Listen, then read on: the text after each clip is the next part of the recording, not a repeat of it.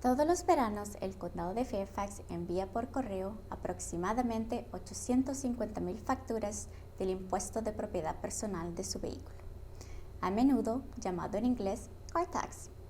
Los propietarios de vehículos registrados en Virginia pagan este impuesto a su gobierno local. La fecha de vencimiento es el 5 de octubre.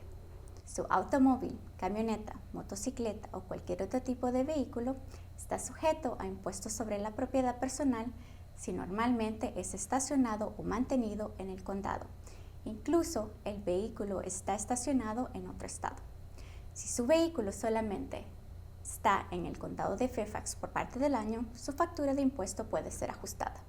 Este impuesto usa como base el valor de intercambio sin condiciones, llamado en inglés Clean Trading Value, que publica cada mes de enero The National Automobile Dealer Association Used Car Guide, al que se le aplica una fórmula.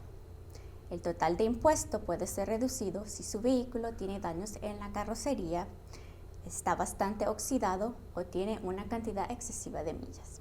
Si su vehículo es nuevo, el impuesto está basado en el precio de ventas del MSRP, por sus siglas en inglés.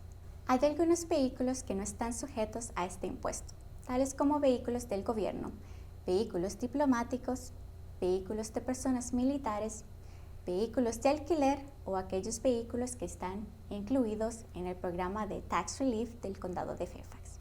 El porcentaje aplicable por parte del condado de Fairfax para este impuesto es de $4.57 por cada $100 de la valorización de su vehículo.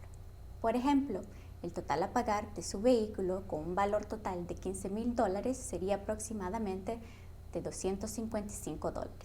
Este total a pagar incluye un subsidio del estado de Virginia.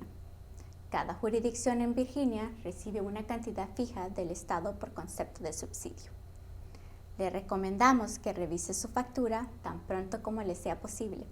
Si tiene alguna pregunta, duda, llame al condado de Fairfax, Departamento de Administración de Impuestos, al 703-222-8234, TTI 711.